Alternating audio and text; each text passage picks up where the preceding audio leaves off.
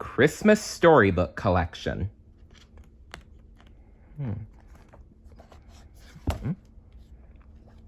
Monsters Incorporated, Christmas Laughs. Let's see what Sully and Mike are up to now.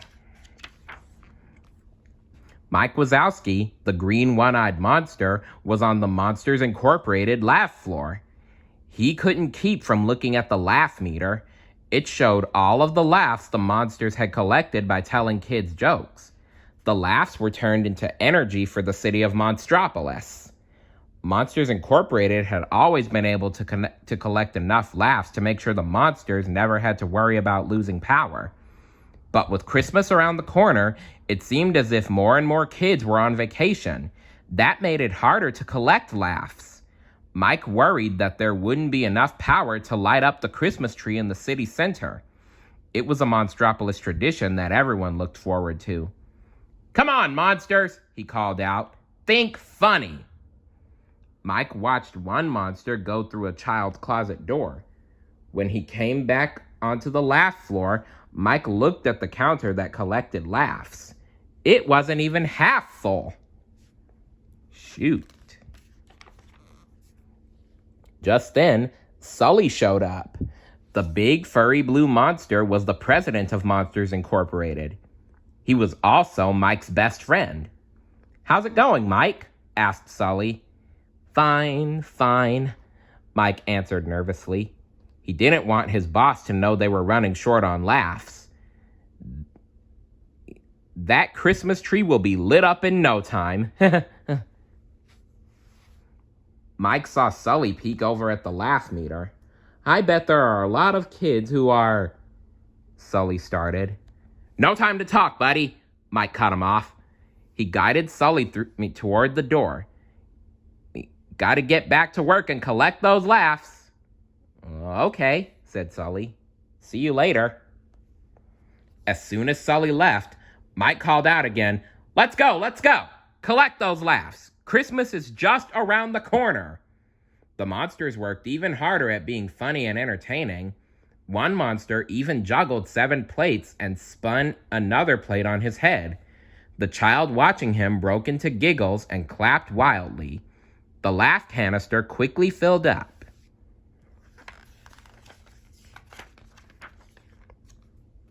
George, a big funny orange monster, went through another child's door. He sat on a stool next to the little girl's bed, holding a microphone in one hand. "Hey, is this thing on?" "Hello," George said, tapping on the microphone. "Ready to have some laughs?" "Good. Why did the monster eat a light bulb?" "Why?" the child asked. "He needed a light snack." Good one, George.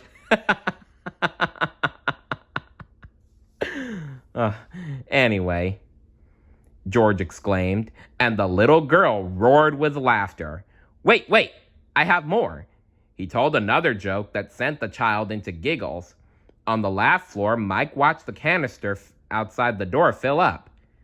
"Nice work," Mike said when George had finished. "Thanks," George said. He and Mike looked up at the laugh meter on the wall. It was growing steadily, much to everyone's delight. "We might actually make our goal," Mike said with a hopeful smile. "Well, let's hope so, Mike. Let's hope so." All of a sudden, Mike and the other monsters watched in horror as the laugh meter began to go down instead of up. "What's going on? What's happening?" Mike said, his voice growing louder. The laugh wranglers, Smitty and Needleman, weren't sure. "This has never happened before," said Smitty, the head wrangler. "Well, don't just stand there," Mike cried. "Fix it!" The wranglers sprung into action.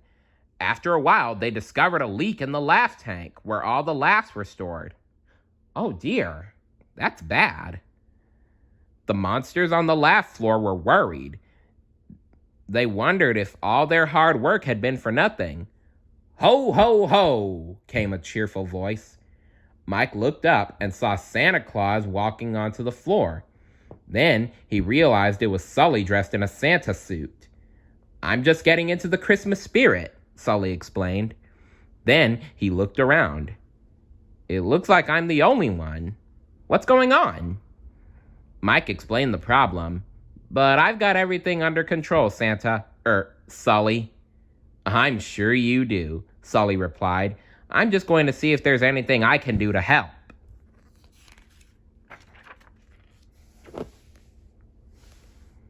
Sully followed Mike into the basement of Monsters Incorporated, where the laugh wranglers were hard at work. Everyone wanted to get the laugh tank fixed as soon as possible, and time was running out. The tree lighting ceremony was only a few hours away. But the wranglers couldn't agree on how to fix the problem. Anything I can do? Sully asked. One of the pipes that leads into the laugh tank has burst, explained Smitty. We need to tie it off, but none of our tools are strong enough to turn the pipe. Said Sully, scratching his head. Then Mike had a great idea. Why not actually tie it off? Since Sully was so strong, he could bend that pipe right into a pretzel shape. Sully was willing to give it a try. Mike stood by his side and coached him. It worked. The pipe stopped leaking. Well done, guys. You really did it. Mike and Sully headed back up to the laugh floor. All the monsters congratulated Sully. Mike wondered why no one was thanking him. It had been his idea after all. But there was no time to think about that now. We're back up and running, Mike announced. Let's make some laughs. All the monsters got to work. They knew they'd have to work extra hard to make up for all the lost laughs. Sully decided to jump in and help. Hey, Mike. Hey, we've only got a couple hours to get the tree lit, he said to Mike. Still dressed as Santa, Sully went through a child's closet door. When he came back onto the laugh floor, he looked up at the laugh meter on the wall. It was increasing, but slowly. We've got to make it, Sully whispered to Mike. Let's hope you guys can make it. In fact, I know you can make it. Finally, the laugh meter was back up to the level it had reached before the leak. Sully looked at the clock on the wall and frowned. It was only 30 minutes until the tree lighting ceremony. Sully had an idea. The only way we're going to make our laugh quota is to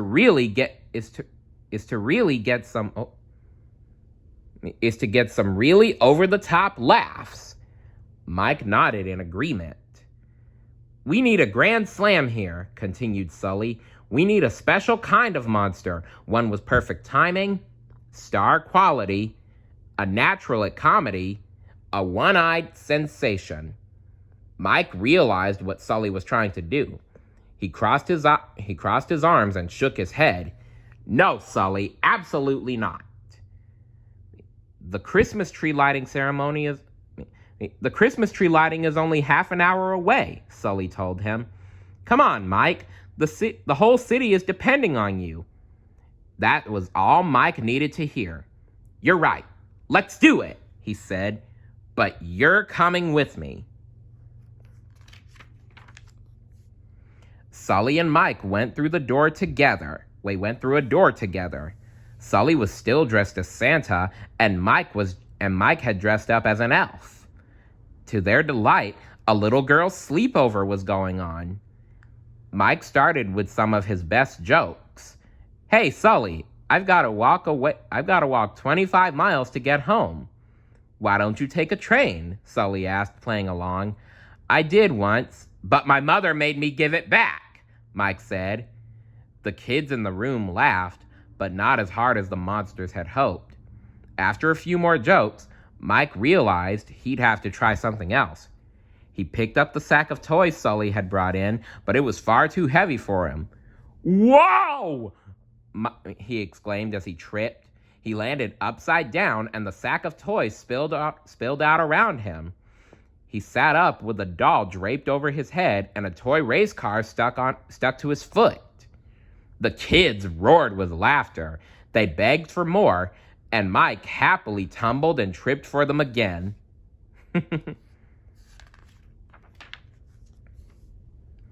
Mike and Sully made it back onto the laugh floor in time to watch the laugh meter hit its limit. At the tree lighting ceremony, Mike and Sully stood proudly in front of the crowd. Sully leaned over and whispered into Mike's ear, "You did a great job. Thank you." Mike smiled. "You know what I always say, funny doesn't grow on trees. When you got it, you got it. And I got it." Sully laughed. He was happy Mike had it and shared it. It was going to be a bright Christmas after all.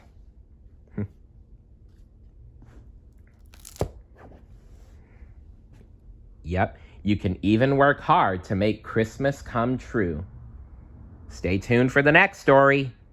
See you later. Bye.